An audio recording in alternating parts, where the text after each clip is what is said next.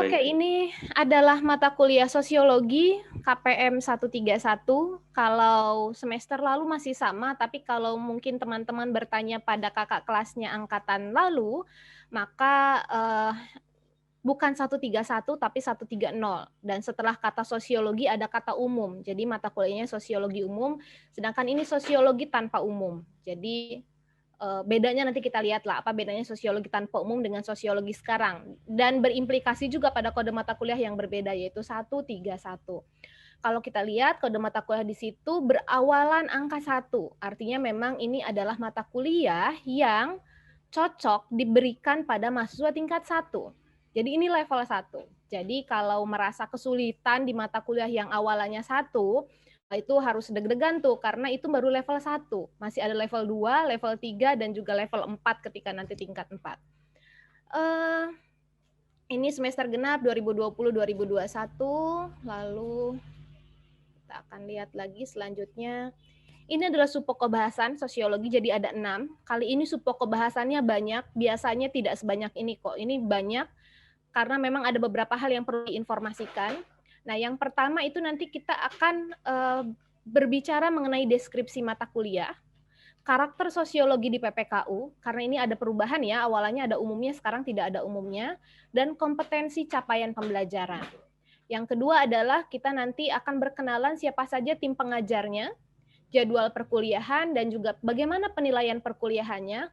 Hati-hati karena meskipun ini kuliah, tapi rupanya kuliah ini adalah kuliah yang memperhitungkan nilai keaktifan. Jadi nanti asisten yang bertugas akan membantu untuk menuliskan siapa saja yang aktif, kemudian itu akan direkap dalam form keaktifan yang kami pegang, dan itu menjadi salah satu pembantu, bukan pembantu lah, itu adalah salah satu yang menyumbang terhadap nilai gitu. Jadi nilainya tidak hanya UTS UAS tapi juga soal keaktifan di kelas. Ada pokok dan subpokok bahasa, nanti kita bisa lihat metode pembelajaran SCL atau Student Centered Learning, implementasi SCL dalam mata kuliah sosiologi, dan terakhir adalah perkuliahan dan tata tertib perkuliahan daring. Yang terakhir itu nanti kita perlu sepakati bersama. Kalau sekiranya ada yang kurang sepakat, kita bisa diskusikan, karena pada dasarnya saya tidak mau terlalu otoriter, karena nanti kita bisa belajar di sosiologi bagaimana sistem pengendalian yang otoriter kadangkala menciptakan kepatuhan yang sifatnya alienatif. Wah, apa itu? Kepatuhan alienatif itu kepatuhan yang kalau ada dosennya dia patuh, tidak ada dosennya dia tidak patuh gitu. Jadi bukan kepatuhan moral. Untuk itu saya akan mencoba untuk mengurangi hal-hal yang sifatnya otoriter. Jadi kita sepakati bersama. Kalau semuanya sudah sepakat, saya rasa keterikatan untuk patuh kemudian menjadi sifatnya lebih moral. Nah, untuk supok kebahasan ini, setiap kali kuliah dengan saya akan selalu menekankan supok kebahasan. Kenapa? Karena ketika ujian, maka dosen akan membuat soal itu diturunkan dari supok kebahasan. Ya, tapi nggak mungkin yang pertama inilah, karena ini kan hanya perkenalan. Jadi supok tidak mungkin ada soal tentang deskripsi mata kuliah, tim pengajar, dan lain sebagainya, itu nggak mungkin.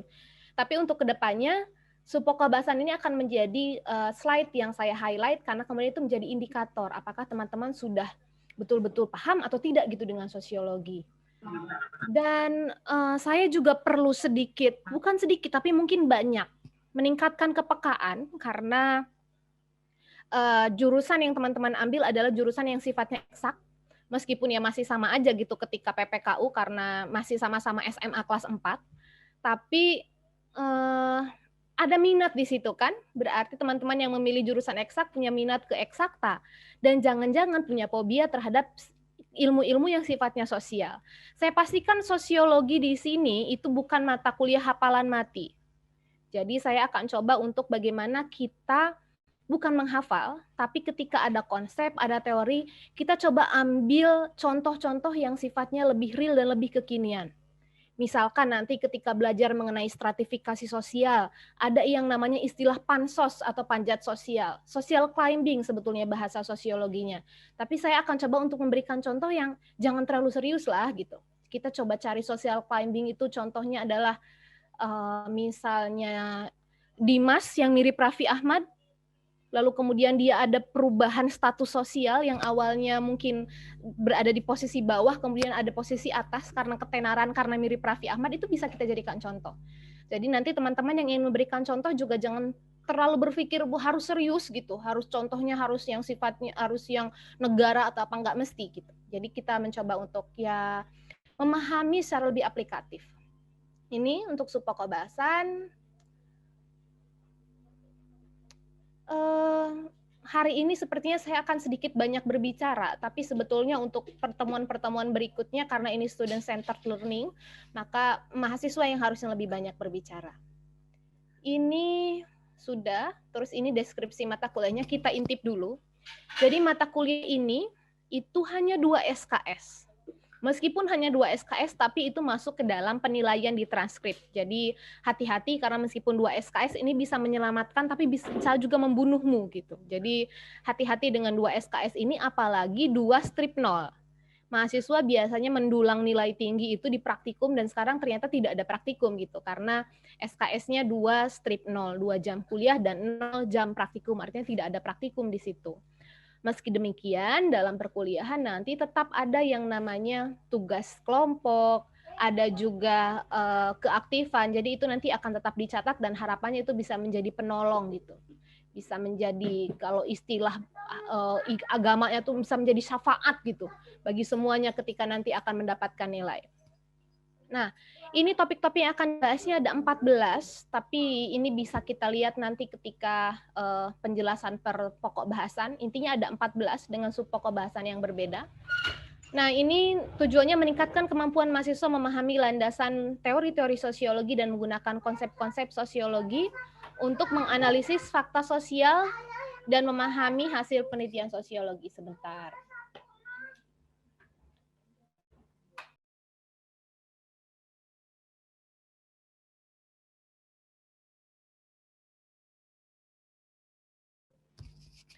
Oke, itu. Jadi ini sosiologinya untuk menganalisis fakta-fakta sosial dan memahami hasil penelitian sosiologi. Jadi harapannya kita bisa melihat fakta sosial, baru kemudian kita kaitkan dengan teori. Jadi jangan hafalan teori, itu sosiologi itu apa, teori sosiologi yang klasik itu seperti apa, yang modern seperti apa, nggak usah. Kita lihat aja dulu nanti dari faktanya, kemudian dari fakta kita coba tarik kira-kira kalau kita jadi ilmuwan, lalu kita diminta untuk mendefinisikan suatu konsep, kita akan mendefinisikan seperti apa, gitu. Ya. Apalagi setelah ini, sebentar. Oh ya, sesekali dalam perkuliahan, karena saya punya 2 balita, maka kadang-kadang saya minta izin kalau minta izin 5 menit kalau sekiranya suasana di rumah sedang tidak kondusif untuk off cam dan mungkin menjeda perkuliahan sebentar, tapi harapannya sih mudah-mudahan aman karena tadi anak saya yang bayi sudah saya beri ASI dalam botol, anak saya yang besar juga sudah saya sosialisasikan lebih awal, mudah-mudahan sih aman. Nah, ini perbedaan mata kuliah sosiologi yang sekarang dengan yang baru. Jadi ini adalah karakteristik mata kuliah sosiologi yang diberikan untuk mahasiswa PPKU. Yang pertama, mata kuliah ini merupakan mata kuliah yang stand alone. Artinya mahasiswa sosiologi ini mampu berdiri sendiri di IPB. Jadi memang dia mandiri, dia diasuh oleh mata kuliah oleh Departemen SKPM meskipun termasuk ke dalam mata kuliah yang diajarkan dalam PPKU. Saya sudah cukup lama mengajar mata kuliah sosiologi, ya meskipun tidak selama dosen-dosen yang lebih senior, karena saya baru jadi dosen sekitar tahun 2015, berarti sudah 6 tahun ini, dan itu sosiologi cukup mengalami banyak perubahan, mulai dari yang awalnya 3 SKS, lalu kemudian sekarang menjadi 2 SKS.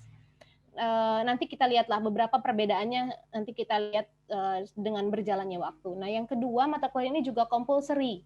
Artinya wajib semua mahasiswa PPKU IPB mengambilnya. Tidak terkecuali, mau itu jurusan yang bukan jurusan sosial pun itu wajib mengambil. Saya tidak mengatakan bahwa meskipun jurusan itu tidak memiliki hubungan dengan sosiologi, tidak. Karena semua jurusan saya rasa akan membutuhkan sosiologi, terutama ketika nanti dia melakukan diseminasi dari ilmu-ilmu yang mereka peroleh secara teknis. Gitu. Untuk menjelaskan pada masyarakat, bagaimana pendekatan pada masyarakat itu pun akan sangat bermanfaat, itu yang seriusnya. Tapi yang kurang seriusnya tentunya ini akan sangat bermanfaat dalam pergaulan kita sehari-hari gitu, termasuk dalam menyikapi fakta-fakta sosial. Kalau saya lihat sekarang banyak sekali orang-orang yang selalu merasa dirinya benar. ketika ada perbedaan, masyarakat yang pro vaksin dengan anti vaksin, masyarakat yang pro Jokowi dengan yang pro Prabowo saat itu gitu. Kalau memperhatikan mungkin masih SMA saat itu. Nah, kadangkala orang-orang banyak sekali yang merasa dirinya paling benar dan menghakimi orang yang lain yang tidak sependapat dengan dia, maka harapannya setelah mengikuti mata kuliah sosiologi sebetulnya hal-hal seperti itu bisa kita hindari, kita bisa lebih menghargai kebudayaan dan juga keyakinan orang lain gitu. Jadi harapan yang lebih panjangnya sih itu sebetulnya daripada sekedar nilai. Lalu ini merupakan underlying subject, ini merupakan prasyarat bagi mata kuliah lanjutan khususnya di Departemen SKPM. Jadi nanti bagi teman-teman yang kemudian ingin mengambil SC atau supporting course dari mata kuliah yang ada di KPM, wajib hukumnya untuk sudah mengambil mata kuliah sosiologi.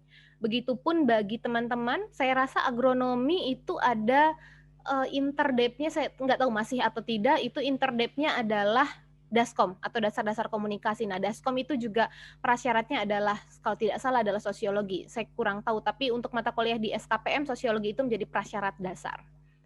Yang keempat adalah society and change, selalu mengupdate perkembangan yang terjadi dalam masyarakat Indonesia dan dunia.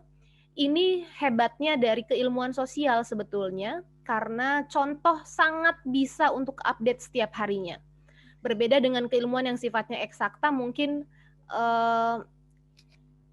kecepatan untuk mengupdate keilmuannya agak sedikit lebih lama karena mungkin perlu proses penelitian yang panjang dan sebagainya. Tapi kalau sosiologi ini update perkembangannya cepat gitu. Jadi bisa jadi apa yang diajarkan di tahun depan itu akan berbeda dengan di tahun ini, di semester yang lalu dengan semester ini bisa jadi akan sangat berbeda gitu, karena banyak sekali fenomena-fenomena baru yang bisa untuk dijadikan contoh. Jadi nanti juga saya akan mencoba untuk memantiknya dengan teori atau konsep, tapi contoh saya serahkan sepenuhnya pada mahasiswa.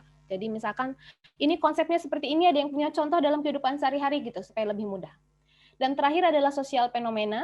Ini light theories and concept of social theories. Jadi ringan saja teori dan konsepnya. Kemudian mencari real solution for the benefit of the society. Jadi teori dan konsep teori sosial, solusi nyata untuk kemaslahatan masyarakat. Itulah idenya sebetulnya. Jadi ini bedanya dengan sosiologi yang dulu. Sampai di sini dulu deh. Saya capek. Ada yang mau berkomentar? Atau ada yang mau cerita? Saya mau tahu seberapa banyak di sini mahasiswa yang SMA-nya dapat sosiologi. Boleh ngacung? Saya cek. Naki, oke, dapat sosiologi ya di SMA-nya ya. Terus ya, Bu, dapat. Syahrul. Tapi kebanyakan enggak, ini enggak ngacung memang tidak dapat ya? Iya, Bu, tidak dapat saya. Iya, Bu. Enggak pernah Iya, sekalipun Bu. dapat sosiologi. Iya, dapat, Bu. Iya, Bu. Enggak, Bu. Bu. Saya pernah, Ibu. Menurut saya sosiologi lebih seru daripada mata pelajaran sejarah. Itu, aduh direkam lagi nih harusnya enggak. Padahal menurut saya sosiologi lebih asik gitu daripada saya belajar sejarah, geografi, saya pribadi sih. Tapi rupanya tidak semua dapat sosiologi ya. Hanya 3 ternyata dari kelas ini. Oke, berarti saya punya kewajiban untuk menjelaskan dari dasarnya dulu. Sosiologi itu apa, akan belajar apa, 4, rupanya ada 4 orang. Syahrul, Siti, Johannes, Johannes dan Risha. Kartika, oke, 5. Di antara 5 orang itu ada 6. Di antara 6 orang ini ada yang mau cerita ke saya? 2 orang mungkin? Saya, Bu. Oke, bagaimana kesannya terhadap sosiologi ketika SMA, belajar apa kira-kira, dan nggak perlu ini ya, nggak perlu karena takut ini mata kuliah sosiologi sangat bermanfaat dalam kehidupan saya sehari-hari gitu, nggak perlu. Sesederhana yang ada di pikiran Anda aja. Silahkan Syahrul. Baik, Bu, terima kasih. Bagi saya untuk sosiologi itu, karena saya alhamdulillah 3 tahun, Bu, ada sosiologinya. Untuk pelajarannya itu tentang kehidupan sehari-hari sih, Bu, kelebihannya. Kemudian untuk pada saat ada ulangan dan ujian kayak UTS, ada UAS yang kayak gitu, itu kita lebih ke tentang kehidupan sehari-hari gitu. Jadi tidak perlu seperti menghafal tentang teori-teori. Yang penting kita udah mengetahui gitu tentang kehidupan kita sehari-hari. Nah, sosiologi menerapkan seperti itu sih Bu untuk kurang lebihnya. Bosenin nggak mata pelajarannya waktu SMA? Enggak sih Bu, enggak ngebosenin, soalnya jadi gimana ya, lebih kayak kita disuruh nyari gitu buat topik-topik yang sedang yang sedang trending gitu di berita-berita seperti itu sih Bu. Oke, Syahrul SMA mana? Dari SMA Negeri 1 Ciwidey. Oh, orang Ciwidey ya. Oke. Iya, Bu. Syahrul boleh, saya tidak tahu apakah asistennya sudah masuk atau belum ya? Sudah, Ibu. Sudah. Minta tolong dicatat keaktifannya ya. Tadi Syahrul dan NRP-nya. Oke. Berikutnya, ada lagi di antara 6 orang itu yang pernah belajar sosiologi? Saya, Bu. Oke, Saya, silakan. Bu. Siapa itu? Naki, Bu. Oh, silakan. Sebelumnya izin off cam, Bu, karena kendala sinyal. Oke. Kalau dari saya sendiri, pengalaman sosiologi itu dari kelas 10. Nah, itu tuh kita waktu SMA tuh belajar mengenai pola pikir seseorang, terus pola kehidupan di masyarakat seperti apa, dan juga apa sih pola hubungan antara individu dengan individu, individu dengan kelompok, maupun kelompok dengan kelompok itu seperti apa di masyarakat. Dan juga banyak sekali yang dipelajari, dan kita juga kalau misalkan dalam penelitian sosial itu lebih dicondongkan terhadap penelitian sosial, apa yang terjadi di sosial itu waktu kelas 10 tuh lebih diarahkan ke hal tersebut, Bu. Seperti itu. Jadi alhamdulillah kayak antara guru dengan muridnya itu terjadi interaksi, dan nggak terjadi komunikasi satu arah yang biasanya dilakukan oleh guru-guru pada umumnya, tapi pada sosiologi waktu SMA itu lebih dicondongkan ke arah ke komunikasi dua arah seperti itu, Bu. Terima kasih. Student center learning juga mungkin ya. Naki SMA mana? SMAN Negeri 1 Cicalengka. Oh, oke. Masih daerah-daerah. Cicalengka tuh kayaknya suka saya lewatin kalau menuju Bandung dari Kuningan. Naki dan siapa tadi? Kok saya secepat itu loh? Syahrul, Bu. Oh iya. Naki dan Syahrul mohon tulis di chat ya namanya supaya nanti tidak terlewat. Jadi nama dan NRP untuk rekap keaktifan. Oke, terima kasih. Itu gambaran dua mahasiswa ya, betul, bukan mahasiswi, karena sepertinya dari tadi hanya dua laki-laki itu yang berkomentar. Itu gambaran mengenai sosiologi. Saya lihat sih dari dua mahasiswa tersebut, komentarnya positif terhadap mata kuliah sosiologi. Mudah-mudahan memang benar demikian, bukan karena takut dengan dosennya. Kalaupun merasa bahwa itu tidak menyenangkan, maka kita akan coba cari cara bersama-sama supaya mata kuliah ini menjadi lebih menyenangkan. Nah, sekarang saya mau tanya, boleh satu orang mahasiswa yang belum pernah mendapatkan mata kuliah sosiologi, membayangkan mata kuliah sosiologi ini akan seperti apa sih? Dan ya bolehlah, ekspektasi awal tentang mata kuliah sosiologi ini. Saya, Bu. Boleh? Menjawabnya Ibu. Siapa duluan tadi ya? Boleh perempuan deh sekarang karena dari tadi laki-laki. Kayaknya tadi ada suara perempuan. Lena. Siapa? Lena. Iya, Ibu. Oke, silahkan Lena. Iya, benar. Kenalan dulu orang mana, terus mana tadinya. Sekarang tinggal di mana? Baik, Ibu. Bismillahirrahmanirrahim. Assalamualaikum warahmatullahi wabarakatuh. Sebelumnya izin berbicara. Perkenalkan, nama saya Lena Lufitasari Justrianingsih dengan NIM E301201005. Saya berasal dari Garut. Saya alumni dari SMAN 19 Garut. Pada awalnya gambaran saya terkait sosiologi di mana setiap mahasiswa yang baru masuk ke sebuah univ, kita tuh bakalan seperti apa ya, Bu? Mengetahui bagaimana cara bersosial yang baik, misalkan, kemudian memahami karakter seseorang mulai dari tingkah lakunya seperti apa, kemudian yang mana menurut saya itu manfaat dari sosiologi ini akan dibawa sampai ke tingkat pekerjaan seperti itu, Bu. Jadi feedback dari kita belajar di sosiologi ini bakalan jauh lebih berharga dari yang lainnya seperti itu, Ibu. Terima Oke. kasih. Saya tambahin sedikit, Lena. Sebetulnya apa yang kita pelajari dalam sosiologi ini juga nanti akan bermanfaat ketika kita mencari jodoh. Kenapa demikian? Karena nanti kita akan berbicara soal struktur sosial. Kita akan belajar bagaimana seseorang itu dipengaruhi oleh struktur-struktur yang ada di sekelilingnya. Bagaimana caranya kita untuk bisa dekat dengan orang tersebut, misalkan orang tersebut berada dalam struktur keluarga di mana dia sangat dipengaruhi oleh ayahnya, maka kita bisa menjadikan ayahnya sebagai cara kita untuk kemudian mendekati orang tersebut. Gitu. Jadi akan banyak hal yang sifatnya aplikatif sebetulnya. Jadi tidak hanya yang sifatnya serius, saya bilang, untuk sifat-sifat yang seperti tadi, mencari jodoh misalkan, mencari teman yang cocok dengan kita, gitu. Itu akan sangat bermanfaat dari mata kuliah sosiologi. Saya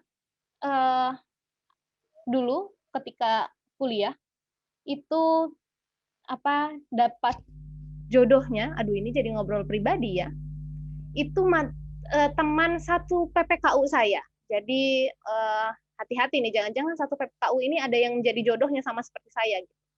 Nah itu bagaimana kemudian bisa dekat dan bisa akrab saat itu juga sebetulnya kalau saya pikir-pikir, kalau kita kaitkan dengan sosiologi, itu ada banyak hal yang kemudian konsep-konsep sosiologi tersebut bermanfaat.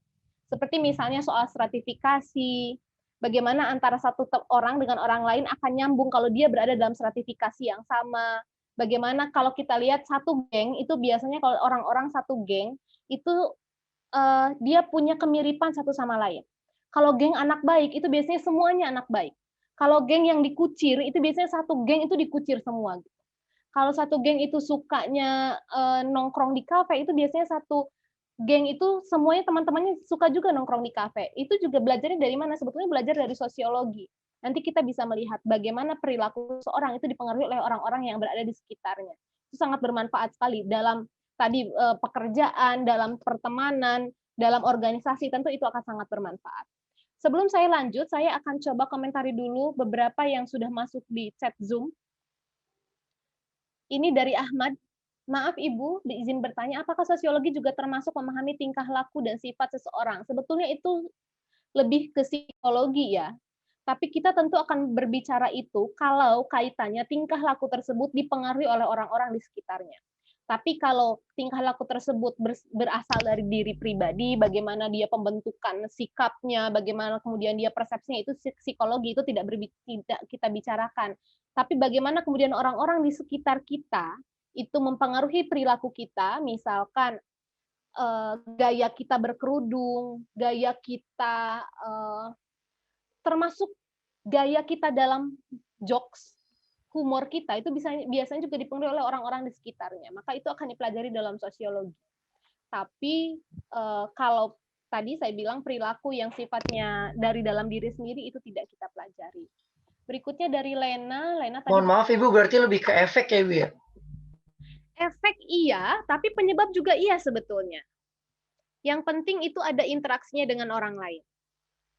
Terus kalau kita lihat dari Lena, izin bertanya Bu, apakah yang paling utama, hal apa yang paling utama untuk pemula belajar sosiologi? Waduh, kalau sosiologi tidak ada pemula dan tidak ada, jadi tidak ada newbie dan tidak ada yang advance ya sebetulnya, karena selagi kita punya minat, maka saya rasa itu sudah menjadi hal yang paling utama, dan kita tidak merasa bahwa mata kuliah sosial itu tidak penting, itu udah menjadi hal yang paling utama menurut saya.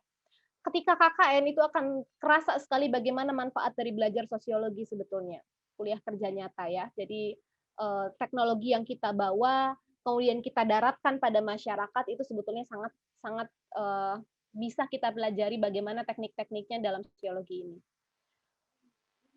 Apakah sosiologi juga termasuk memahami tingkah laku? Oh, itu tadi sudah ya, sudah saya baca ini. Terus berikutnya ada lagi yang bertanya, izin ke kamar mandi 5 menit. Oke, silahkan. Apakah ada perbedaan mengenai sosiologi yang dipelajari di SMA dengan sosiologi yang dipelajari di IPB? Oke, nanti kita lihat pokok-pokok bahasanya ya, dan setelah itu saya tanya lagi pada mahasiswa yang sudah mendapatkan sosiologi di SMA untuk menjawab ini. Tapi selain Naki dan Syahrul, karena tadi ada 6. Ada 6 orang tadi. Nggak apa-apa Bu, rame cerita.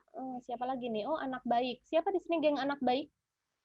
Terus, oke, sudah tidak ada pertanyaan lagi. Sekarang kita lihat.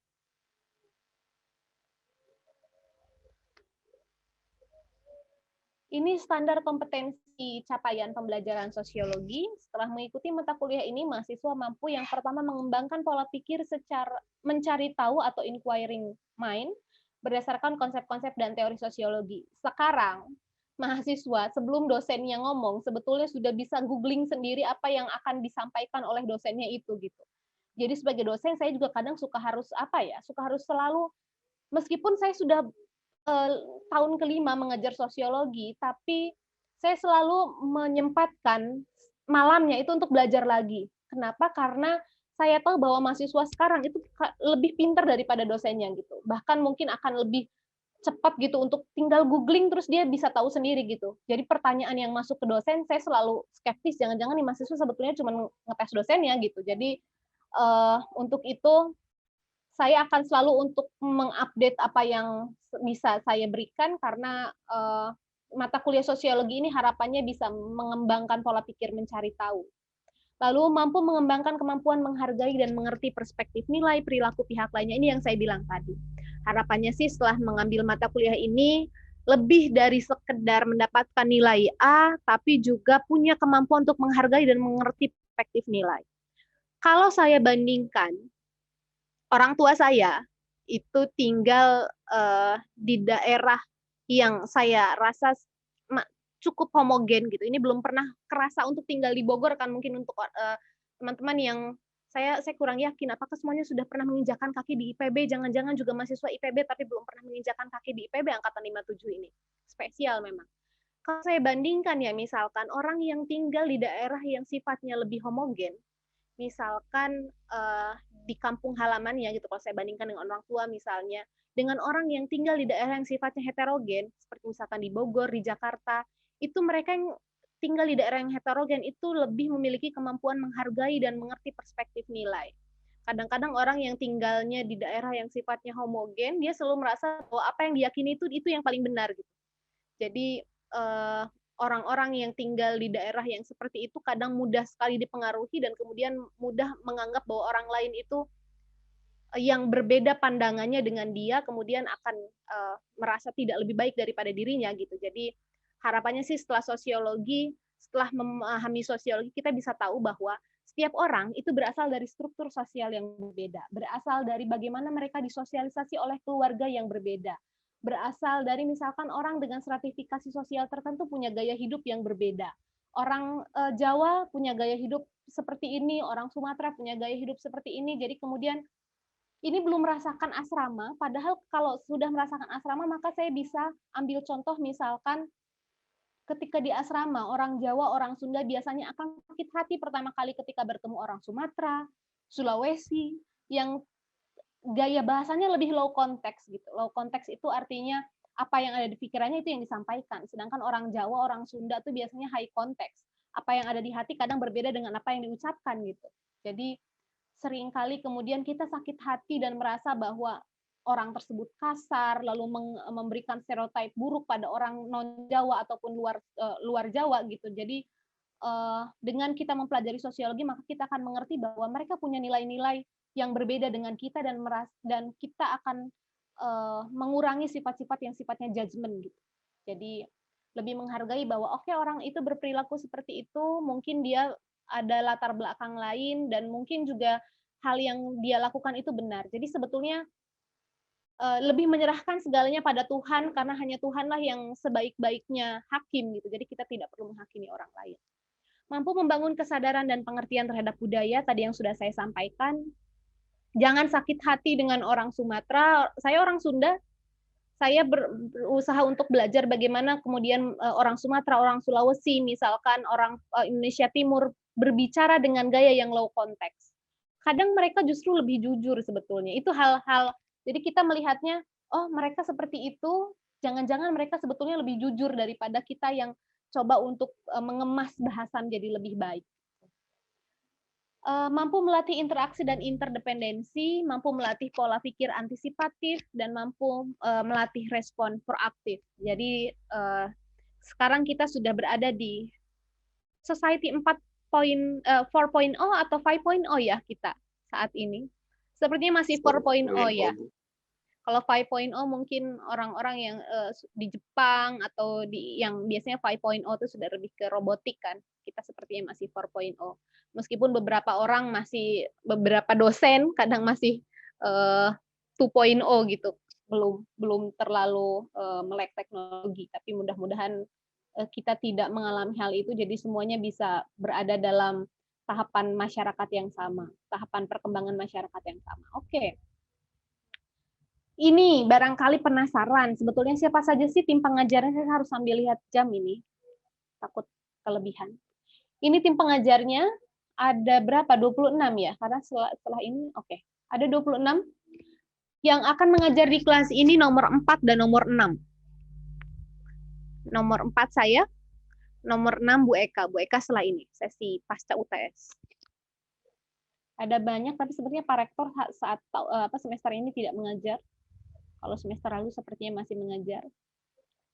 Beberapa ada yang ditempatkan di kelas internasional. Nah, ini pembagiannya. Ini pembagiannya. Dosen hari Senin itu adalah dosen paling deg-degan karena kadang kalau sekarang sih materinya sudah lengkap sebetulnya. Kalau semester lalu kalau dosen kebagian Senin itu menjadi sangat deg-degan karena kadang materi baru di-share hari Minggu sehingga kemudian kita harus belajar lebih banyak dulu karena ini materinya banyak sekali yang baru dibandingkan dengan tahun yang lalu. Nah, ini kelas ST26 itu dengan ESW dan DNI. DNI adalah inisial nama saya dan ESW inisial nama Bu Eka. Lalu ada kelas internasional juga. Jadi sosum ini dilayani di hari Senin, Selasa, Rabu, dan juga Jumat. Tapi jam 10 itu menurut saya sih termasuk jam kondusif. Karena kalau di mata mahasiswa enakan jam berapa sih kalau ngajar? Ngajar sosiologi jam 1 itu ya Allah, cobaannya tidak hanya bagi dosennya, tapi juga bagi mahasiswa saya yakin. Paling tidak kondusif itu jam 1 ya kayaknya ya. Jam 3 masih mending sih, itu kan udah makan, udah tidur siang. Kalau jam 1 tuh itu jam yang paling saya hindari. Tapi jam 10 paling aman. Dan juga ramah terhadap ibu dengan 2 balita seperti saya. Ini jadwal kuliahnya. Oke, kita lihat dulu. Ini jadwal kuliahnya minggu ini kita akan mempelajari kontrak perkuliahan, orientasi mata kuliah dengan pendekatan SCL. Kontrak kuliah sudah ya, berarti nanti tinggal yang SCL itu. Memahami belajar, lalu PB01 kita akan melihat memahami belajar secara sosiologis. Itu tanggal 15 sampai 19 Februari. Terus minggu berikutnya PB02. Belajar mengenai interaksi sosial, sub pokok bahasanya setelah ini, jadi saya jelaskannya setelah ini saja. Lalu minggu berikutnya, ini masih berturut-turut ya, potret bulan puasa tuh kapan ya? Lebaran tuh kayaknya Mei belasan, berarti April belasan. Sesi UTS kita belum puasa, Sampai minggu ke-7 kita belum puasa. Kita akan belajar potret masyarakat untuk PB03, lalu keberagaman dan eksistensi budaya. Hati-hati karena PB-nya ini adalah N-1 dari pertemuan. Karena hari ini kita PB0. Jadi jangan tertukar. Jadi kalau pertemuan kelima itu PB04. Keberagaman dan eksistensi budaya ini seru. Nanti kita akan belajar mengenai budaya-budaya. Kita akan paham kenapa orang ini begini, kenapa dulu orang Dayak dan orang Kalimantan Sampit bisa berantem. Itu rupanya hanya gara-gara di mana dia meletakkan senjata yang dimaknai berbeda. Orang Dayak merasa bahwa meletakkan senjata di luar itu adalah ngajak perang. Sedangkan orang Sampit, orang Dayak. Sedangkan orang Madura memandang bahwa senjata di luar tuh nggak masalah karena itu kan memang dia mau ngarit gitu. Tahu ngarit apa sih bahasa Indonesianya ya ngarit itu? Motong rumput, Bu. Ya, motong rumput itulah pokoknya. Murid ya, Bu. Itu. Jadi rupanya hanya gara-gara itu mereka kemudian bisa konflik berkepanjangan. Nanti kita bisa melihat. Ini juga melatih kepekaan kita supaya kita jauh lebih memahami budaya orang. Jadi apalagi sekarang dengan adanya perkuliahan, laki-laki, perempuan sama-sama punya kesempatan yang sama untuk kuliah, lalu berasal dari beragam daerah, kejadian amalgamasi itu adalah pernikahan antar etnis, itu sangat mungkin terjadi. Itulah kenapa dalam sensus penduduk sekarang ada etnis baru yang namanya etnis Indonesia. Apa itu etnis Indonesia? Etnis Indonesia itu diperuntukkan bagi orang-orang yang bingung untuk menentukan dia suku mana. Dan itu terjadi pada anak saya. Karena bapaknya Jawa tapi tinggal di Sumatera, ibunya Sunda, dia bingung menentukan etnis mana. Jadi saat sensus dia bisa mengatakan bahwa dia adalah etnis Indonesia. Saya rasa mungkin di kelas ini juga ada banyak yang susah untuk mengidentifikasi dia orang mana gitu. Aduh Bu, saya bingung, ayah saya Jerman, ibu saya Sunda gitu. Jadi saya blasteran, saya bingung suku mana. Nah, itu bisa menyatakan bahwa dirinya adalah suku Indonesia. Itu nanti kita pelajari dalam keragaman dan eksistensi budaya. Kita juga bisa melihat bagaimana masyarakat itu berkembang dari yang awalnya berburu meramu lalu kepada budaya yang sekarang sudah sangat lebih canggih 5.0, tapi bagaimana kemudian pengaruhnya terhadap masyarakat. Jangan-jangan sekarang komunikasi orang-orang lebih suka menggunakan media dibandingkan dengan komunikasi langsung. Bagaimana pengaruh COVID? Jangan-jangan dengan adanya COVID orang-orang jadi lebih sikap bukan suuzon, apa sih namanya tuh, jadi kayak waspada terhadap orang lain tuh tinggi gitu. Sekarang saya jadi suka deg-degan gitu kalau ada orang yang deket-deket, misalkan padahal cuma mau nanya alamat, kemudian langsung jaga jarak, terus ketika senggolan sama orang langsung curiga gitu. Jadi wah, jangan-jangan ini juga berdampak pada bagaimana interaksi sosial KB02. Nah, jadi nanti kita bisa melihat itu. Dinamika kelembagaan sosial nanti juga kita bisa melihat. Jadi kelembagaan itu rupanya bukan cuma lembaga, tapi bagaimana aturan-aturan yang kemudian sekarang ada kelembagaan baru. Misalkan sekarang adalah kelembagaan perkuliahan daring. Sehingga aturan-aturan pun berbeda. Dulu ada aturan perkuliahan yang sifatnya offline, sekarang online kan sudah tidak berlaku tuh yang mungkin yang offline beberapa. Yang online harus dibuat peraturan-peraturan baru seperti harus enroll, kalau Zoom misalkan di awal harus ditampakkan wajahnya dulu dan sebagainya. Itu adalah kelembagaan-kelembagaan yang baru. Lalu ada juga kelembagaan baru di mana sekarang orang-orang pakai masker misalnya. Kalau tidak pakai masker kemudian orang itu langsung diberikan ganjaran setara dengan dia kalau pakai masker biasanya apa sih tingkatan hukumannya? Apakah dikucilkan atau dianggap biasa? Mungkin itu akan berbeda-beda ya. Tapi bahkan ada yang sampai dihukum kan? Saya mau ngecek chat dulu deh, kayaknya beberapa tadi kedip-kedip. Denda 50.000, di sini di push up Bu, oke. Ada ya, sanksi sosial. Tapi di Bogor tuh karena kabupaten juga kali ya, kayaknya biasa aja loh. Ya, Madura dan Dayak tadi, sorry, bukan Dayak dan Sapit, itu mah itu keneh. Madura dan Dayak maksud saya. 12 April puasa, oke, ini pasti udah ngitung lebaran kapan nih, kalau yang sudah tahu kapan puasa. Oke. Kalau orang timur Bu, tujuan pembicaranya baik tetapi penyampaiannya sering dinilai kasar. Iya, itu dia saya bilang. Jadi memang low konteks itu. Jadi kalau diibaratkan, kalau orang Sunda, orang Jawa itu mengemas sesuatu tuh dengan goodie bag. Entah isinya itu ikan asin kayak, isinya itu bagus kayak, tapi pokoknya wadahnya bagus gitu. Jadi goodie bag. Jadi mungkin orang akan tidak sakit hati, meskipun hati-hati, jangan-jangan itu juga cuma di mulut. Tapi kalau orang Timur, orang Sumatera, kadang orang Sulawesi, isinya mungkin bagus, tapi kemasannya tuh kemudian dia kemas lebih lebih tidak seindah orang Sunda, orang Jawa gitu. Tapi sebetulnya mereka lebih jujur kadang-kala saya bilang. Muncul rasa parno ketika pandemi. Kalau di Kota Bogor didenda Bu, oke. Sekarang juga ada kelembagaan baru ya, ganjil genap. Itu alhamdulillah banget karena jadi tidak macet. Mungkin Anda belum terbayang sih gimana macetnya Dramaga ketika Sabtu Minggu. Aduh, makanya cepat ke kampus. Cobain rasanya bagaimana macetnya Sabtu Minggu di Dramaga. Itu pasti akan merasa bahwa kita kayak di puncak gitu, puncak kedua. Berikutnya ini izin ke kamar mandi, oke. Saya tidak membatasi izin ke kamar mandi 5 menit ya, kasihan sekali mereka jadi pada cuma 5 menit ke kamar mandi, tapi sepertinya cukup sih 5 menit ke kamar mandi. Oke, kita lihat lagi dinamika kelembagaan sosial, grup. Nah, nanti kita bisa lihat nih, grup ini sekarang rupanya kalau grup dulu tuh suka tatap muka, sekarang banyak sekali grup yang kemudian tidak tatap muka. Bahkan ada grup yang tidak kenal tapi bisa satu grup gitu. Misalkan grup pecinta, saya lihat ya misalnya. Ya karena saya ini memberikan contoh ini nyambung nggak ya? Karena saya beberapa kali karena saya pernah ngintip sinetron Ikatan Cinta di Instagram. Nah, Instagram itu kan kalau kita lihat explore itu akan sesuai dengan apa yang pernah kita cari sebelumnya gitu. Jadi logaritmanya kan gitu. Dia akan menunjukkan lagi hal-hal yang pernah kita cari. Nah, waktu saya pernah mencari itu, kemudian di Instagram saya jadi kemudian banyak Ikatan Cinta. Tahu Ikatan Cinta nggak sih sinetron yang ada di RCTI itu? Tahu Bu, yang ada Mas Al kan? Ah iya, Aldebaran, betul. Saya cek itu mereka punya grup namanya Paguyuban apa gitu, dan itu kan tidak saling kenal satu sama lain, tapi mereka bisa membentuk grup dan dapat berinteraksi begitu akrabnya gitu untuk menceritakan apa yang mereka tonton. Jadi dan itu juga tidak cuma terjadi di situ sih, misalkan pecinta klub sepak bola tertentu itu juga kan punya grup yang dia tidak saling kenal tapi bisa akrab gitu.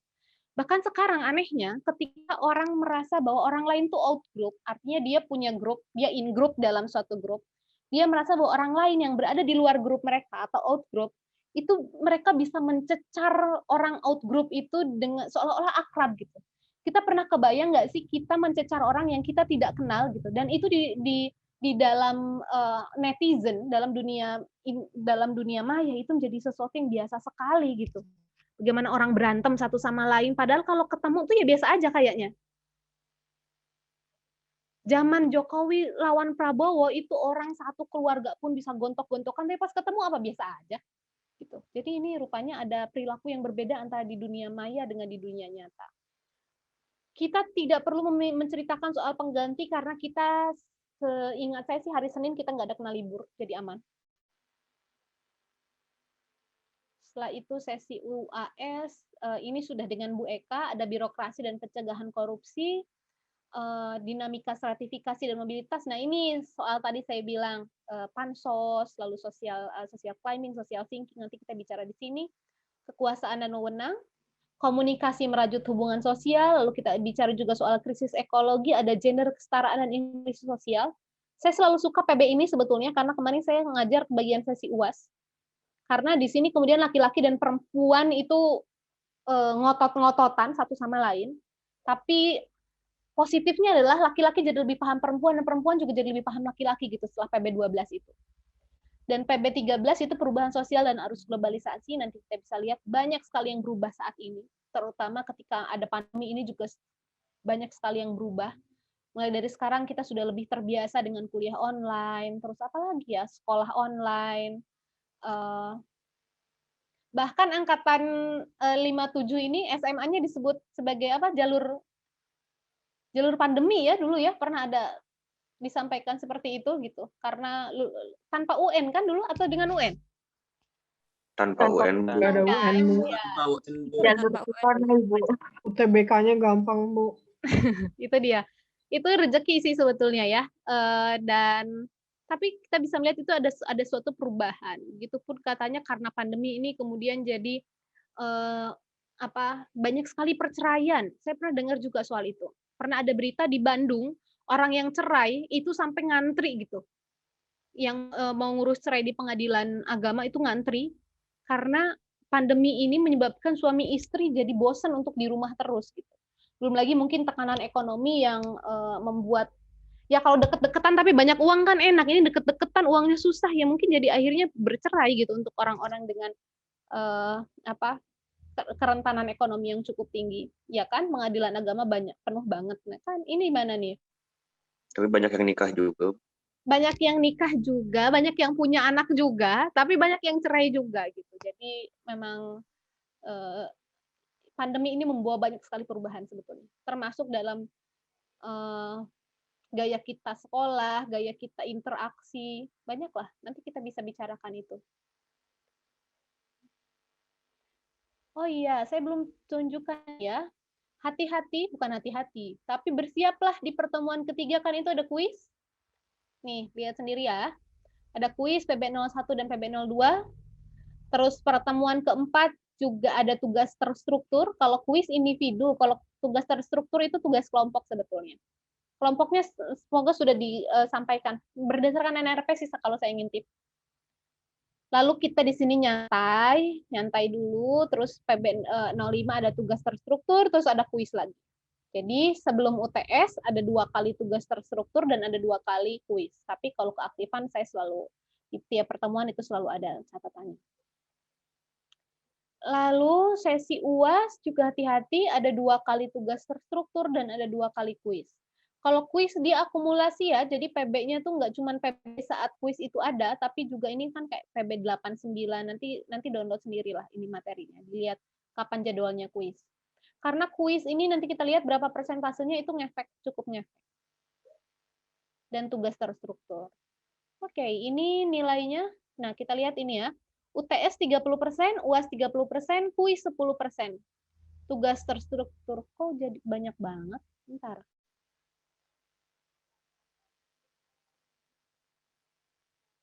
Kuis 10%, tugas terstruktur 15%, keaktifan 5%, partisipasi kehadiran 10%. Saya kurang tahu penilaian ini. Mungkin kenapa jumlahnya tidak 100 ya? Tapi inilah, pokoknya ini termasuk komponen penilaian. Nanti mungkin asisten kelas ini bisa menjelaskan. Saya kurang tahu soal ini. Nah, ini ada UTS, ada 4 kali kuis, dan ada 4 kali tugas terstruktur. A-nya seperti biasa lah, ini 80. Jarang ada yang mengulang sih, setahu saya sosiologi ini. Sampai sini ada yang mau disampaikan dulu atau ada yang mau ditanyakan? Saya ingin bertanya, Bu. Mangga, siapa itu? Terkait Rian Saputra. Ya. Saya ingin bertanya, apa perbedaan yang paling mencolok antara ilmu sosiologi dan ilmu antropologi? Kan kadang saya suka ketukar gitu, Bu, terkait antropologi dan sosiologi. Terima kasih. Oke, terima kasih, Rian. Ini sebetulnya akan sedikit, saya kasih spoiler sedikit, tapi sebetulnya itu akan terjawab di pertemuan minggu depan. Jadi, ketika ada satu fenomena sosial, antropologi menganalisisnya dari sudut pandang budaya, sedangkan sosiologi menganalisisnya dari sudut pandang interaksi sosial. Gitu. Itu dulu spoilernya. Tapi untuk lebih jelasnya nanti sebetulnya. Jadi dua-duanya merupakan keilmuan sosial, namun memiliki sudut pandang yang berbeda. Jadi bayangkan ketika ada seekor gajah, misalnya, kalau kita melihat dari berbagai macam sudut pandang, ada yang ketika orang buta misalkan, kemudian menyentuh gajah, orang butanya ada yang di depan gajah, orang butanya di samping gajah, ada yang di bawah, ada yang di belakang misalkan, maka dia dapat mendeskripsikan gajah itu dengan penjelasan yang berbeda satu sama lain. Begitupun sosiologi dengan antropologi. Ketika ada satu fenomena sosial, maka orang yang dari sosiologi akan menganalisis itu berbeda dengan orang yang dari antropologi. Itu akan saya jelaskan minggu depan. Tapi kata kuncinya adalah kalau sosiologi dia akan berbicara soal interaksinya. Tapi bagaimana seseorang itu bisa berinteraksi satu sama lain, itu tentu akan dipengaruhi oleh budaya, di mana budaya itu sebetulnya dipelajari dalam antropologi. Gitu. Tapi kalau antropologi, saya pernah juga mengajar antropologi. Jadi kalau antropologi dia dia belajar bagaimana budaya itu tumbuh. Tidak mesti, jadi ini satu sama lain. Jadi saya tidak bisa antropologi itu ada di dalam sosiologi, sosiologi itu ada di dalam antropologi. Saya tidak bisa mengatakan demikian. Tapi kalau antropologi kita akan menekankan misalnya mengapa kita punya budaya bahwa misalkan budaya makan nasi. Orang Indonesia tuh punya budaya kalau belum makan nasi dia nyatakan belum makan. Saya belum makan nasi ini, tapi saya sudah makan bubur ayam tadi pagi. Nah, itu ada budaya seperti itu. Sosiologi itu tidak menganalisis mengapa ada kebudayaan itu, tapi dalam antropologi itu dianalisis. Mengapa bisa ada kebudayaan itu meskipun dianalisisnya tetap dari hal sosial juga. Jangan-jangan dulu Indonesia tuh punya lumbung padi. Jangan-jangan bisa dikaitkan juga dengan dulu ketika ada revolusi hijau, Soeharto memaksa semua orang untuk menanam padi, maka kemudian orang Indonesia sekarang jadi punya budaya bahwa kalau tidak makan nasi itu tidak makan gitu. Itu antropologi ranahnya. Tapi kalau sosiologi ranahnya bukan ke situ gitu. Kebayang Rian ya, tapi nanti akan lebih jelas saya jelaskan di minggu depan. Ada lagi yang mau ditanyakan? Rian boleh tulis di chat ya itunya apa namanya nama dan NRP-nya supaya ya terima kasih banyak Bu atas jawabannya. Supaya tidak terlewat. Ada lagi yang mau ditanyakan atau berkomentar? Ibu izin bertanya. Oke, silahkan Dianti. Oh ya, tadi Rian orang mana? Kita sambil kenalan dong. Rian orang mana Rian tadi? Iya, Bu. Orang mana, Rian? Saya orang Kota Tangerang, Bu. Oke, orang Kota Tangerang. Sip. Dianti, orang mana? Kota Tangerang. Iya, Iya, Bu. Dianti? Dianti dari Bogor. Oh, Kenapa? orang ini. Jadi pernah ke IPB ya, Dianti ya? Pernah, alhamdulillah. Oke. Apa, Dianti? Ada pertanyaan apa? Iya, sebenarnya pengen nanya ini aja sih, kalau kuis sama tugas terstruktur tuh konsep tugasnya kayak apa gitu. Bukan lebih ke ininya, lebih ke konsep kuis sama tugas terstrukturnya seperti apa kalau di pelajaran sosiologi ini. Apakah teori atau studi kasus gitu, Bu? Terima kasih. Oke, Dianti. Sebetulnya setelah ini ada penjelasannya. Saya jawab ringkas dulu. Kuis itu biasanya teori atau konsep. Dia bentuknya, seingat saya pilihan ganda atau benar salah gitulah. Pokoknya itu nanti kuisnya ada di course. Jadi mahasiswa seperti ujian online lah gitu, mengerjakan kuis di waktu yang sudah ditentukan. Lalu kalau tugas terstruktur itu biasanya diminta misalkan menonton film atau menganalisis bacaan, lalu dianalisis berdasarkan panduan pertanyaan yang disampaikan. Jadi gitu. Jadi kalau kuis lebih pada konsep, kalau tugas terstruktur lebih pada analisis kasus. Oke, Bu. Terima kasih. Oke, berikutnya kita lihat lagi. Nah, ini beberapa bahasan dan subpokok bahasan. Ada banyak sekali sebetulnya ya. Waktunya cukup nggak? Saya takutnya jadi ini aja, jadi jenuh. Ini ada beberapa bahasan dan subpokok bahasan. Pertama adalah memahami masyarakat secara sosiologis. Di sini kita akan berkenalan sebetulnya ilmu sosiologi itu seperti apa sih, lalu bagaimana sosiologi itu memotret suatu masyarakat. Gitu. Fenomena sosial terkini dari interaksi sampai dengan perubahan sosial, konsep-konsep sosiologi dalam memahami masyarakat. Kita kenalan nanti, mulai dari apa itu struktur sosial. Tadi kan saya sempat mengatakan struktur sosial, ada stratifikasi sosial, ada status sosial, nggak perlu dihafal, tapi kita lihat nanti konteksnya seperti apa, jadi kita nanti akan paham sendiri. Lalu kita mungkin dalam konsep juga kita akan berbicara soal kekuasaan itu apa sih, gitu. Terus kelembagaan itu apa, nanti kita kenalan. Lalu penelitian dan penerapan sosiologi, lalu itu untuk minggu depannya lagi kita akan berbicara soal interaksi sosial, mulai dari hal-hal yang sifatnya mendekatkan, misalnya kerjasama, akulturasi, asimilasi, akomodasi, maupun yang sifatnya menjauhkan. Misalkan ada konflik. Konflik itu kan yang paling berat ya. Ada persaingan misalnya yang ringan. Nanti kita bisa berbicara soal itu. Bagaimana sekarang satu dengan yang lain itu mudah sekali misalkan terjadi konflik, tapi juga mudah sekali juga terjadi kerjasama, bahkan dengan orang yang tidak dikenal sama sekali. Lalu melihat potret masyarakat dilihat dengan lensa struktur sosial, tadi saya bilang, misalkan saya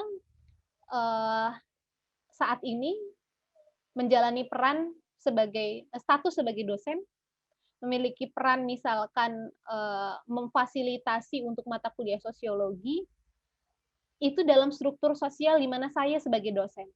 Tapi kadangkala apa yang saya sampaikan saat ini, misalkan ketika saya memberikan contoh, ketika saya misalkan memberikan pendapat saya, itu sangat dipengaruhi posisi saya dalam struktur sosial yang lain. Misalnya karena saya seorang ibu, karena saya orang Sunda, karena saya anak pertama, karena karena saya sudah menikah misalkan, maka itu akan berpengaruh terhadap bagaimana saya menjelaskan dalam sosiologi. Maka saya jadi teringat salah seorang dosen saya ketika saya kuliah dulu untuk mengajar mata kuliah gender dan pembangunan. Sebelum mulai mengajar, beliau menceritakan dulu siapa dirinya. Itu kenapa? Karena dalam ilmu sosial, apa yang kita yakini itu akan sangat dipengaruhi dengan latar belakang kita.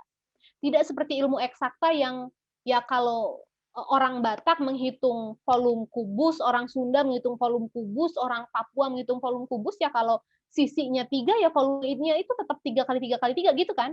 Semuanya akan 3 kali 3, 9 kali 3, 27, akan 27 tetap hasilnya. Tapi kalau dalam sosiologi akan sangat dipengaruhi oleh hal tersebut gitu. Termasuk agama. Itu juga akan sangat berpengaruh dalam bagaimana kita memandang suatu fenomena sosial gitu. Dan seringkali isu tersebut sekarang jadi sangat sensitif dan seringkali memicu konflik gitu. Padahal ya itu kan keyakinan masing-masing. Berikutnya kita juga akan belajar mengenai keragaman dan eksistensi kebudayaan Indonesia. Ini seru juga. Jadi ini rada-rada antropologi, Rian. Jadi nanti kita akan sedikit singgung soal itu. Lalu PB5 nanti kelembagaan sosial, seperti saya bilang sekarang kita punya kelembagaan baru, ada kelembagaan kuliah daring, terus ada sekarang juga muncul tugas-tugas baru, misalkan sekarang di jurusan di departemen tuh ada orang yang kemudian punya tugas baru yaitu menyiapkan PowerPoint bernarasi dan lain sebagainya, menyiapkan link Zoom, itu juga ada tugas-tugas baru. Dinamika grup dalam masyarakat yang berubah itu nanti, lalu sesi UAS-nya ini yang tadi saya sebutkan, ada birokrasi dan pencegahan korupsi, dinamika stratifikasi. Ini nanti kita bicara soal memang sih di FTV itu kadang supir angkot bisa nikah dengan konglomerat.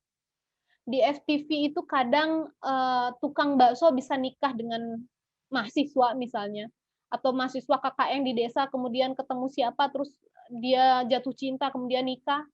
Tapi nanti kita bisa lihat bahwa di mana kita berasal itu sebetulnya akan sangat menentukan bagaimana pola pikir kita, bagaimana cara pandang kita, bagaimana cara kita menyikapi suatu fenomena sosial, dan apa yang digambarkan dalam FTV kita bisa melihat bahwa itu kayaknya agak susah deh terjadi dalam kehidupan sehari-hari, nanti kerasa sendiri.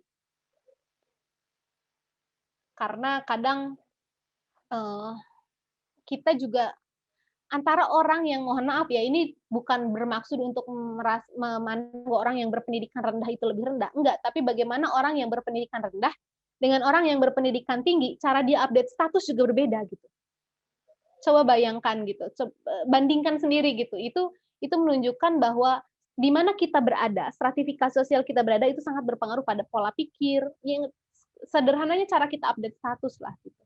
Jadi kalau mahasiswa update statusnya masih alay itu, aduh, itu malu gitu. Jadi teori stratifikasi bahwa menyatakan bahwa di mana kita berada itu akan mempengaruhi pola pikir kita itu jadi kemudian terbantahkan kalau mahasiswa statusnya masih alay. Dikit-dikit marah taruh di status, putus sama pacarnya, berantem sama pacarnya, nyindir, aduh itu enggak banget gitu. Terus ada kekuasaan dan wewenang, komunikasi, krisis ekologi, gender dan perubahan sosial tadi sudah saya sedikit pas juga. Oke, sampai di sini. Sekarang saya mau tanya pada mahasiswa, 6 orang tadi yang katanya dapat mata kuliah sosiologi, tapi selain Naki dan Sahrul, siapa yang 4 orang lainnya? Saya lupa.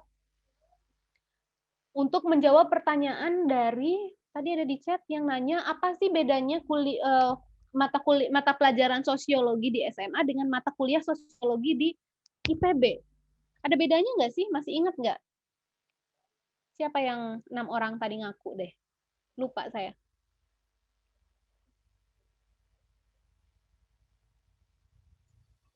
Izin menjawab, Ibu. Kartika dapat sosiologi dulu? Iya. Oke. Jadi gimana? Kartika orang mana? Sekarang tinggal di mana? Orang Cianjur, Ibu. Orang Cianjur. Sekarang di Cianjur? Ya. Pernah ke IPB? Pernah. Oh, oke. Syukurlah. Silahkan. Apa bedanya dengan di SMA? Kalau menurut saya kurang lebih semuanya sama, Ibu. Kayak ada kan sosiologi sebagai ilmu tentang masyarakat itu, terus interaksi sosial. Cuma yang agak asing kayak ini krisis ekologi dan modernisasi. Terus yang birokrasi kekuasaan kayak gitu, Ibu, yang asingnya. Yang materi UAS itu. Jadi yang materi UAS ini rada orang kuliahan ya, yang UTS-nya masih agak mirip SMA. Oke, makasih Kartika. Yang krisis ekologi ini memang kayaknya saya juga baru temukan ketika di IPB.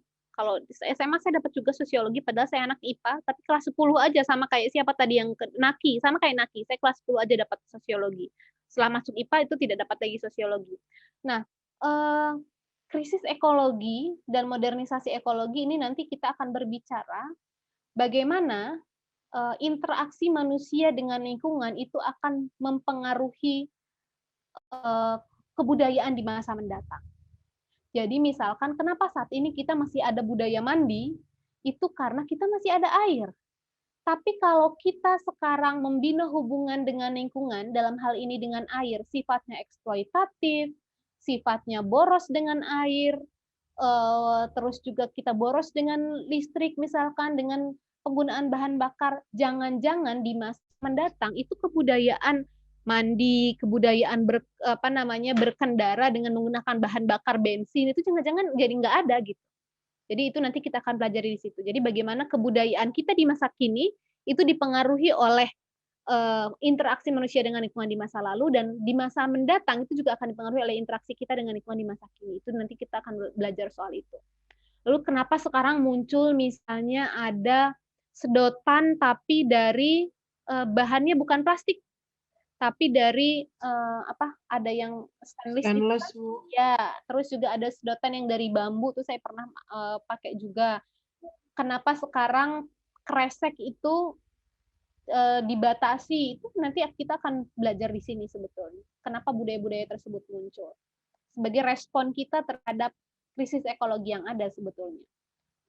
Perubahan sosial dalam arus globalisasi, terus tadi birokrasi dan lain sebagainya, itu nanti ya sesi UAS. Itu gambarannya. Terus,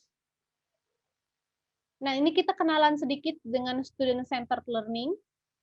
Jadi ini saya memotivasi mahasiswa agar lebih aktif dalam perkuliahan sosiologi, karena kita sekarang dalam mata kuliah sosiologi kita punya sistem yang namanya SCL, jadi tidak dari dosen. Jadi tidak mesti pengetahuan itu turun dari dosen pada mahasiswa, tapi pengetahuan yang ada di mahasiswa itu adalah hasil konstruksi atau bentukan dari hasil belajar mahasiswa itu sendiri gitu. Di mana memang salah satunya difasilitasi oleh dosen. Jadi jangan hanya mengandalkan dari dosen, kalau perlu malam-malam atau pagi-pagi cek dulu, googling dulu apa sih sebetulnya yang akan dipelajari gitu. Jadi ketika saya berbicara itu nggak ngebleng-ngebleng amat. Apalagi sekarang kan kuliahnya online ya, saya tidak tahu sih review dari mahasiswa seperti apa, tapi kalau saya sedang webinar, lalu saya jadi pendengar, kalau saya jadi pembicara sih ya saya fokus, tapi kalau pendengar kan belum tentu, karena kemampuan mendengar tuh lebih sulit daripada kemampuan berbicara. Jadi gimana caranya supaya mahasiswa jangan hanya mendengar, silahkan beraktivitas, misalkan boleh googling, boleh baca buku, boleh apapun itu gitu, yang kaitannya untuk dapat memperkaya pengetahuan terkait dengan pokok bahasan yang kita pelajari. Lalu belajar juga tidak cuma pasif preseptif, artinya belajar adalah menerima pengetahuan, bukan demikian, tapi harapannya sih mencari dan mengonstruksi pengetahuan aktif dan spesifik caranya, gitu. Jadi boleh kaitkan dengan kehidupan sehari-hari, jangan pernah takut untuk berbicara kemudian salah, atau berbicara kemudian jadi nyinyiran teman-temannya, nggak perlu takut itu, karena nanti kita akan tekankan bahwa apapun pendapat mahasiswa itu akan kita hargai, karena itu adalah bentukan dari latar belakang dari mana mereka berasal gitu. Jadi setiap latar belakang itu memiliki nilai terhadap segala sesuatu itu berbeda. Jadi saya akan tetap menghargai itu. Jadi tidak perlu takut untuk itu. Dan tidak akan mempengaruhi nilai. Saya mencoba untuk tidak kenal kalau perlu gitu, supaya saya bisa lebih lebih objektif dalam memberikan nilai. Terus ini juga masih SCL, kita kenalan sedikit bahwa yang namanya SCL itu bukan lagi bagaimana dosen mengajar dengan baik, tapi bagaimana mahasiswa bisa belajar dengan baik. Saya sangat terbuka jika mahasiswa kemudian misalkan di chat boleh atau mengacungkan tangan boleh lalu bilang bahwa metode ini kayaknya kurang enak Bu, metode ini kayaknya saya kurang setuju di bagian yang ini, itu sangat boleh. Jadi silahkan mahasiswa berkomentar. Lalu teaching itu bukan transfer of knowledge, tapi method of inquiry and discovery. Jadi silakan mahasiswa menemukan sendiri. Dosen itu bukan pengajar sebetulnya, tapi fasilitator dan motivator. Ini yang saya sulit. Saya sulit sekali untuk menjadi seorang motivator, tapi mudah-mudahan setelah ini ada yang termotivasi sebagai efek samping dari perkuliahan ini.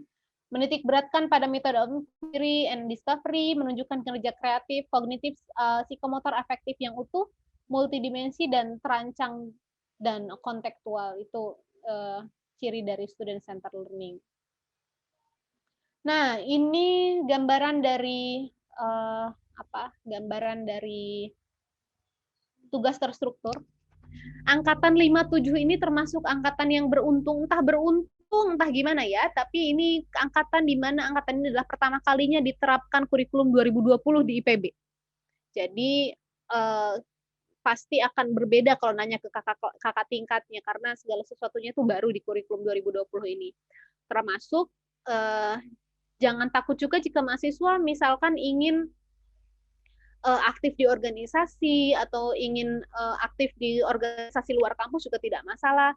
Perlombaan dan lain sebagainya itu kemudian bisa diklaim sebagai enrichment course yang bisa diambil oleh mahasiswa di angkatan 57 ini. Nah, ini tugas terstrukturnya. Bentar ya, saya minum sebentar.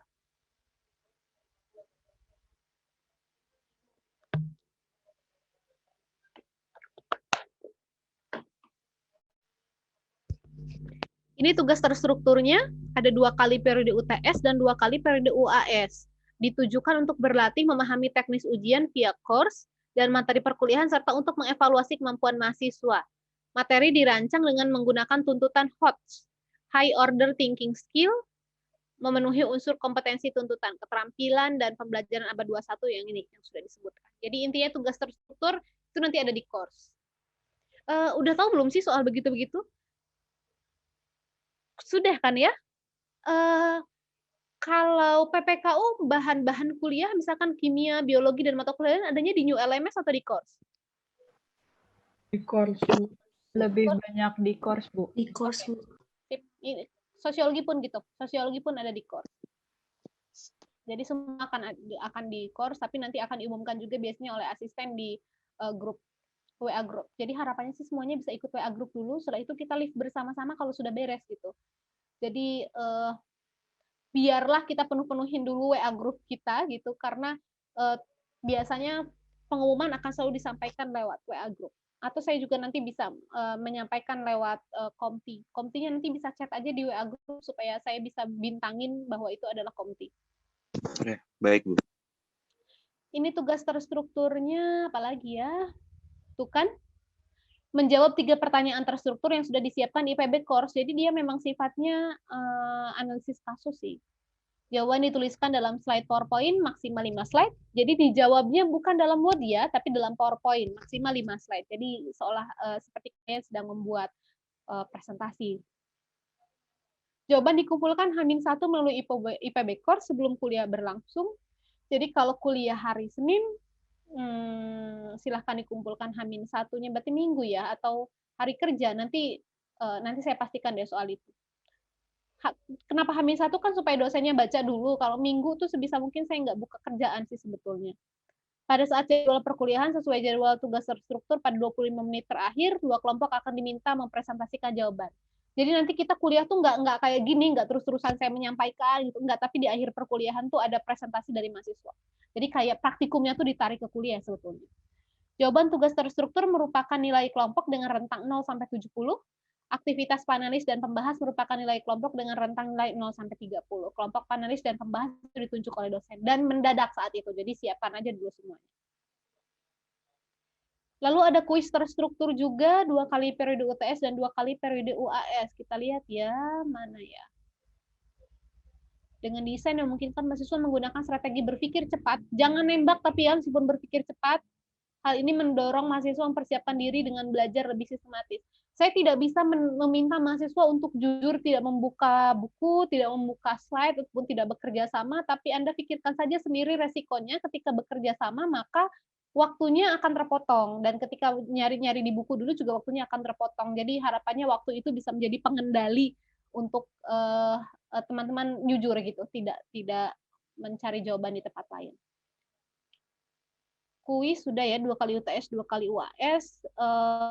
Dia juga HOTS, jadi jangan harap yang ada di buku itu plek-plekan ada di kuisnya gitu. Karena ini HOTS kan, jadi HOTS itu mahasiswa diminta untuk berpikirnya tuh high order, jadi nggak yang misalkan mobilitas sosial dari status sosial yang lebih rendah ke status sosial yang lebih tinggi disebut social climbing, B social tinggi, nggak akan sesederhana itu gitu. Pasti diminta untuk berpikir dulu baru bisa menjawab. Kuis terstruktur 4 kali, terus apa lagi ya? Jika pertanyaan versi HOTS, bacaan pendek 1 paragraf dengan 1-3 pertanyaan pilihan berganda. Oh, rupanya juga analisis juga ada. Jumlah soal setiap kuis yang diadakan bervariasi antara 5 sampai 10 soal, dikit lah, 5 sampai 10 soal untuk berapa PB itu kan tadi. Soal kuis akan berbeda untuk setiap kelas perkuliahan, jadi jangan harap bisa kayak zaman SMA kan, kalau habis ujian biasanya teman-teman tuh langsung ngedatengin kelas itu untuk mencari info kira-kira soalnya seperti apa. Itu tidak akan terjadi pada sosiologi karena soal kuisnya akan selalu berbeda. Waktu pengerjaannya 7:30 sampai jam 9 malam. Waktu Indonesia Barat. Saya mau tahu, ada banyak orang timur di sini? Hadir, Bu. Waktu Indonesia Timur, Eca. Iya, Ibu hadir. Eca di mana, Ca? Di Manokwari, Bu, Papua Barat. Sinyal aman? Puji Tuhan aman, Ibu. Saya punya mahasiswa di Papua Barat juga. Fakfak Papua Barat bukan sih? Tetangga Ibu, Manokwari dengan Fakfak satu provinsi, Bu. Nah, itu dia terkendala sampai akhirnya sekarang cuti dulu. Mudah-mudahan Eca tidak demikian. Sinyalnya mudah-mudahan bagus terus. Amin, kalau Bu. masalah silahkan hubungi. Ini hati-hati 7:30, Cak. Apakah jauh dari rumah untuk bisa dapat sinyal atau itu di rumah? Di rumah, Ibu. Aman ya. Jadi kalau 7:30 berarti di sana 9:30. Awas ketiduran. Iya, Ibu. Ya, yang waktu Indonesia Tengah kayaknya masih aman lah ya, 8:30. Saya kepikiran Indonesia Timur ini aja. Karena saya tidak tahu apakah ada susulan atau tidak untuk kuis. Ada sih kayaknya, ada susulan.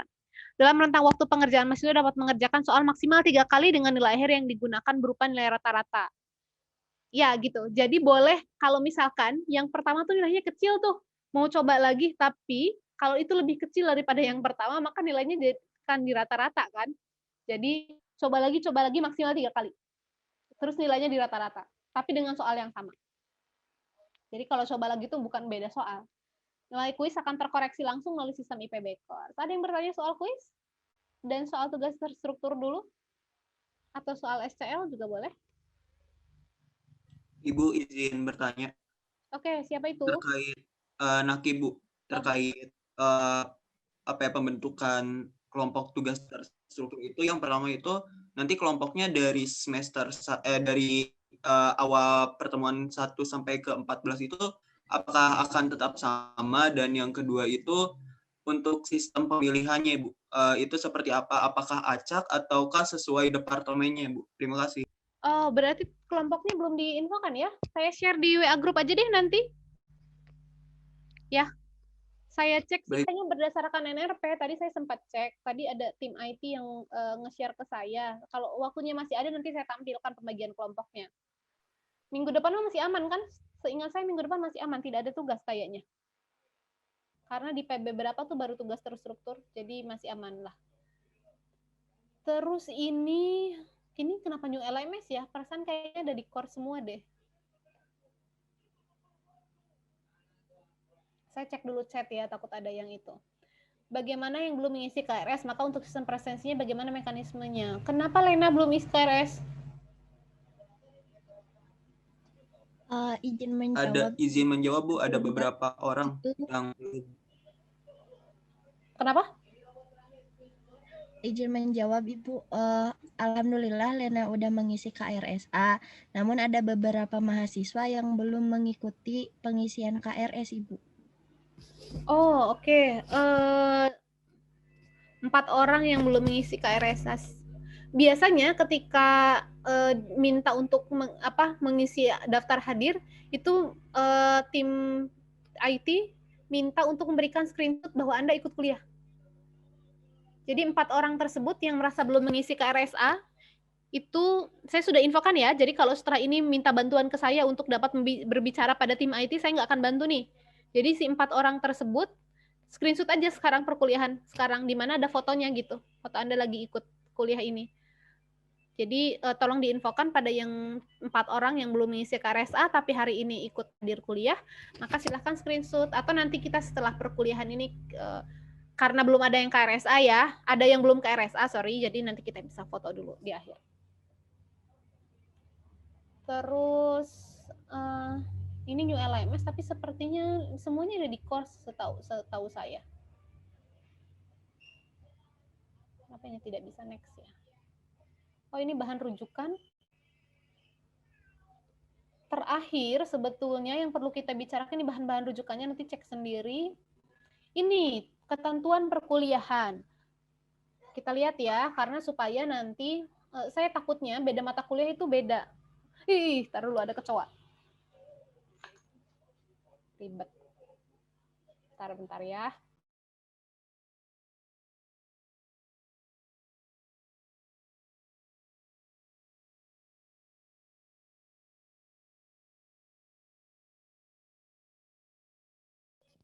Oke, saya kembali lagi.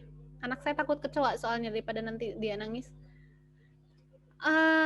Mata kuliah sosiologi 2 SKS, tatap muka. Kita lihat bagian mana yang agak kurang jelas. Lakukan dengan durasi waktu 2 kali 50 menit, jadi 100 menit ya batasnya, jadi sampai 11.40 nanti saya akhiri.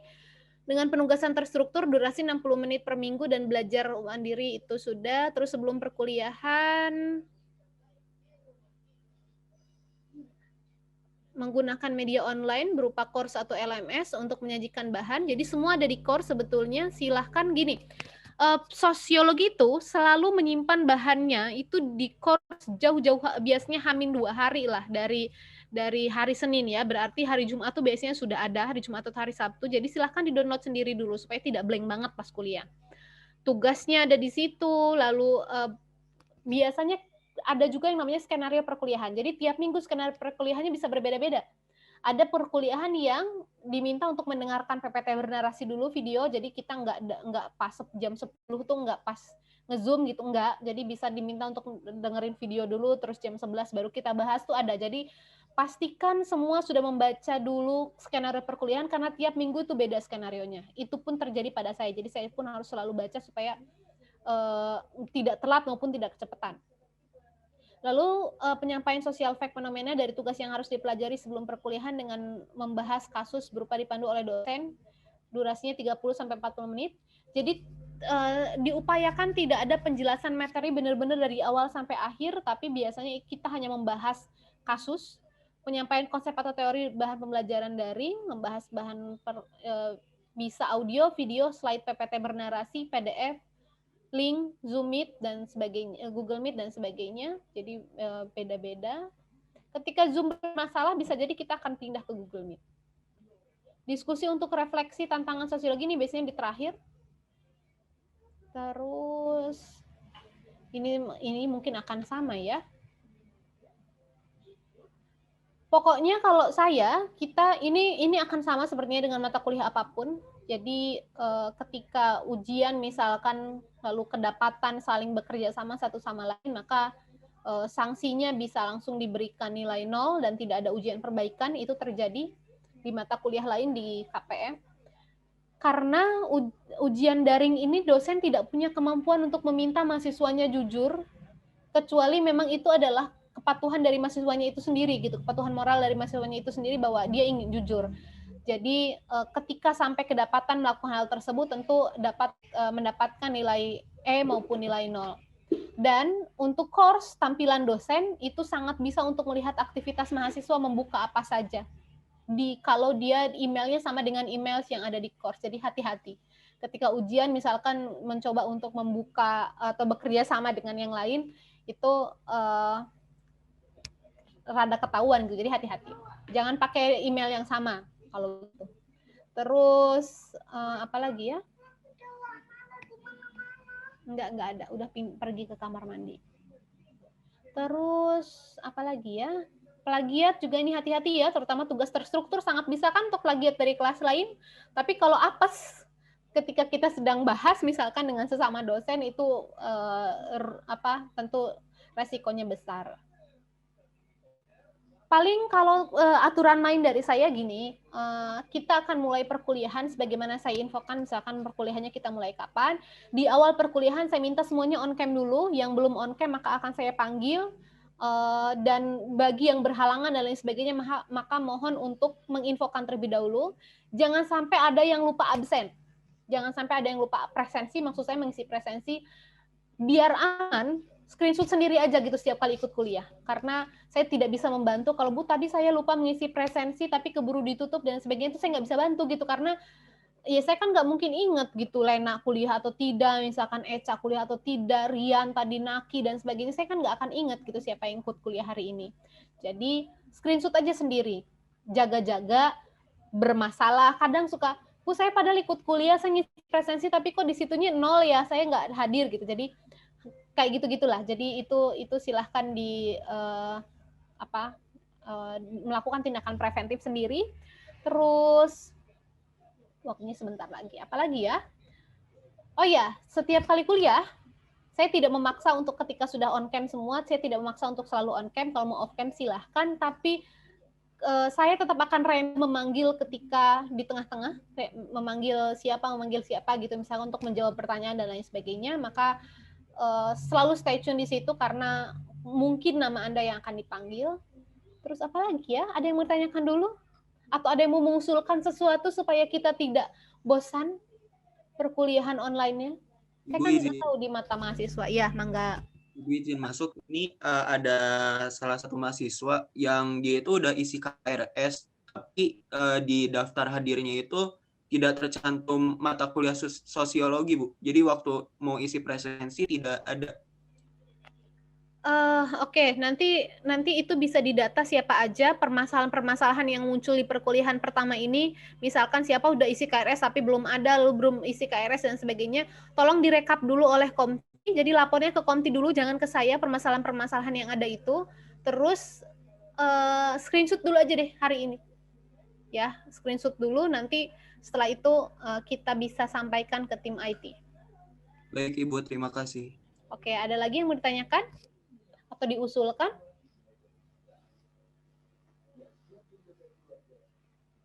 Aman? Oke, kalau aman, ini mungkin nama-nama yang perlu dicatat. Kalau nomor handphone saya kan ada di grup, tapi itu nomor handphone ini sih, nomor handphone yang sifatnya pekerjaan, jadi nggak apa-apa pakai yang itu aja. Nomor handphone yang pribadi lain lagi, tapi pakai yang pekerjaan aja. Karena kalau yang pribadi nanti suka ketumpuk-tumpuk dengan chat yang lain malah tidak terbaca. Ini koordinatornya Pak Murdianto, administrasi pendidikannya dengan Bu Anggra, dan di kelas ini itu nanti kalau ada apa-apa terkait dengan IT, lapor dulu ke Komti, nanti Komti bisa sampaikan ke saya atau bisa sampaikan ke tim IT yang bertugas di sini, yaitu sudah live belum ya? Yang bertugas di sini tuh Bu Dini kayaknya, tapi sepertinya sudah live. Ada di WA group sebetulnya ininya. Ada Bu Dini dan juga ada Mas Fadoli. Ada di grup.